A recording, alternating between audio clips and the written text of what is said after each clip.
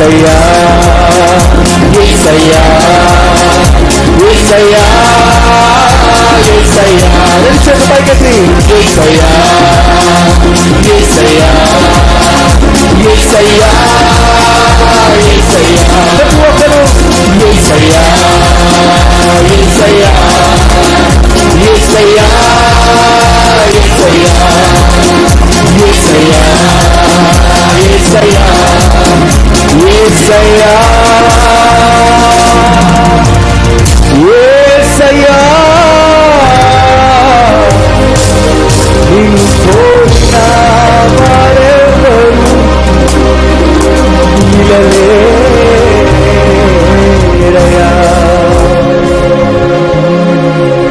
యేసయ్యా నా యేసయ్యా మహత్యము గలవాడా యేసయ్యా నా యేసయ్యా యేసయ్యా నా యేసయ్యా మహత్యము గలవాడా యేసయ్యా నా యేసయ్యా నన్నాశ్రయించు నీకే స్తోత్రము నీకే స్తోత్రము నీకే స్తోత్రము యేసయ్యా నీకే స్తోత్రము నీకే స్తోత్రము నీకే స్తోత్రము యేసయ్యా నీకే స్తోత్రము నీకే స్తోత్రము నీకే ఆరాధన యేసయ్యా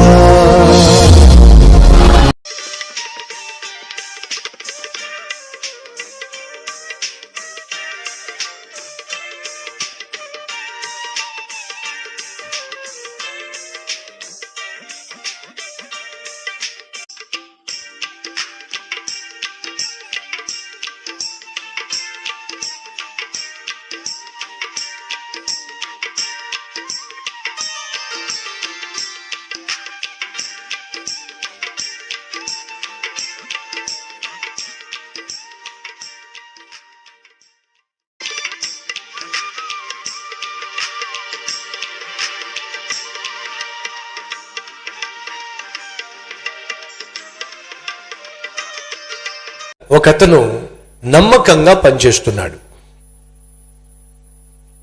అలా నమ్మకంగా పనిచేస్తున్న అతను ఒకరోజు యజమాని దగ్గరకు వచ్చి, అయ్యా 40-50 సంవత్సరాలుగా మీ దగ్గర నమ్మకంగా నేను పనిచేశాను, నా పిల్లలు చదివించుకోగలిగాను, వాళ్ళు ప్రయోజకులు అయ్యారు, ఉద్యోగాలు చేస్తున్నారు, వారికి కూడా పిల్లలు పుట్టేశారు, నాకు మనవళ్ళు మనవరాళ్ళు ఉన్నారు, ఇక ఈ వయసులో నేను ఉద్యోగం చేయటం కంటే చక్కగా మనవాళ్ళతో మనవరాళ్లతో ఆడుకోవాలి అని నాకు ఆశ ఉంది, కాబట్టి నేను ఉద్యోగానికి రాజీనామా చేస్తున్నాను, నాకు సెలవిప్పించండి అన్నాడు.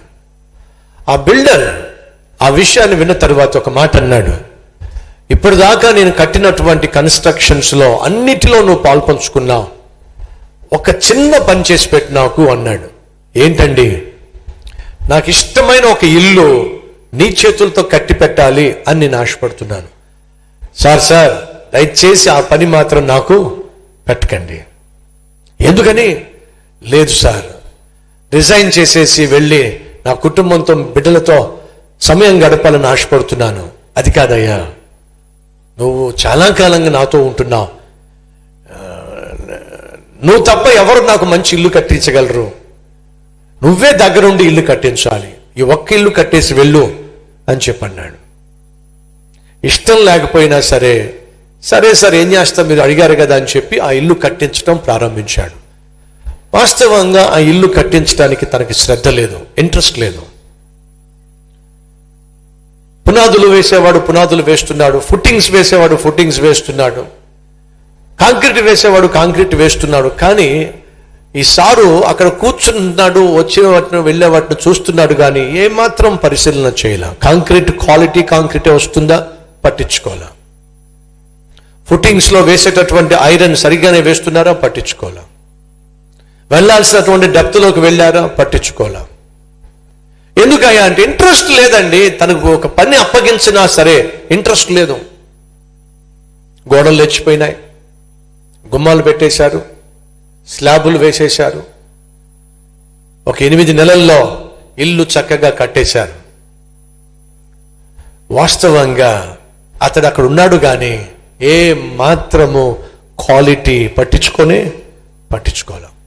శ్రద్ధ వహించల. ఫలితంగా ఎవరు పడితే వాళ్ళు ఎలా పడితే అలా ఇల్లు కట్టేశారు. జాగ్రత్తగా పరిశీలన చేస్తే గోడ వంకరగా కనిపిస్తూ ఉంటుంది. జాగ్రత్తగా పరిశీలన చేస్తే అక్కడక్కడ ఆల్రెడీ క్రాక్లు కూడా వచ్చేసినాయి.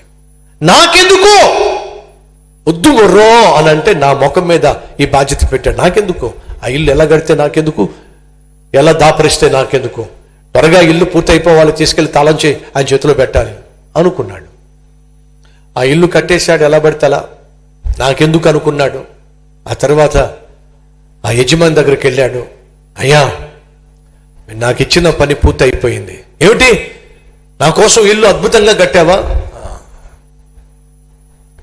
కట్టామండి. అద్భుతంగా కట్టావా? కట్టానండి. ఇదిగో తాళం వేసేసానండి. ఈ తాళం మీ చేతిలో పెట్టేసి నేను వెళ్ళి నా మనవాళ్లతో మనవరాళ్లతో నా కుటుంబ సభ్యులతో హ్యాపీగా ఉండాలని ఆశపడుతున్నాను, సెలవు ఇవ్వండి అని చెప్పి వెళ్ళొస్తానండి. వెళ్ళిపోతున్నాడు. అమ్మయ్యా, ఇక నుంచి నేను ప్రశాంతంగా బ్రతకచ్చు. ఇక నుంచి నేను నా భార్యతో, నా బిడ్డలతో, వాళ్ళ బిడ్డలతో హ్యాపీగా బ్రతకచ్చు. ఇక నేను పని చేయాల్సిన అవసరం లేదు అని చెప్పి నెమ్మదిగా నడుచుకుంటూ వెళ్తున్నప్పుడు, ఏమయ్యా ఇట్రా, మళ్ళీ పిలిచాడేంటి మనిషి? ఏంటండి? ఇట్రా. చెప్పండి సార్, ఏమిటి? నువ్వు అద్భుతంగా కట్టావే ఇల్లు. అవునండి, ఆ తాళం చేతులు నీకే ఇస్తున్నా. అది నా కోసం కాదు, నీకోసమే ఆ ఇల్లు కట్టాలని ఆశపడ్డా. అందుకు నీకే బాధ్యత అప్పగించా. అద్భుతంగా కట్టిన ఇల్లు నీకు కానుకగా ఇస్తున్నా. నువ్వు, నీ భార్య, నీ మనవాళ్ళు మనవరాళ్ళు హ్యాపీగా బతకండి అని తీసుకొచ్చి చేతిలో కీ పెట్టాడండి. ఏమవుతుంది? వణికిపోతున్నాయి చేతులు. ఏంటయ్యా, అద్భుతంగా నువ్వు కట్టిన ఇల్లు తాళం చేతులు నీ చేతిలో పెడితే చేతులు షేక్ అవుతున్నాయేంటి? ఇల్లు నా కోసమా అండి? నీకోసమే. లోపల అనుకుంటున్నాడు, అదేదో ముందు చెప్పొచ్చు కదా. ఏమిటి? అదేదో ముందు చెప్పొచ్చు కదా. సహోదరి సహోదరులు, మోసపోవద్దు. దేవుడు నీకే బాధ్యతనైతే ఇస్తున్నాడో ఆ బాధ్యతను అద్భుతంగా చేస్తే అదే నీ భవిష్యత్తుకు బంగారు భవిష్యత్తుగా మార్చటానికి దేవుడు నిర్ణయం తీసుకున్నాడు. కాబట్టి బైబిల్ సెలవిస్తుంది, నీ చేతికి ఇవ్వబడిన పనిని శక్తి వంచన లేకుండా చేయి. అదే నిన్ను హెచ్చిస్తుంది, అదే నిన్ను దీవిస్తుంది.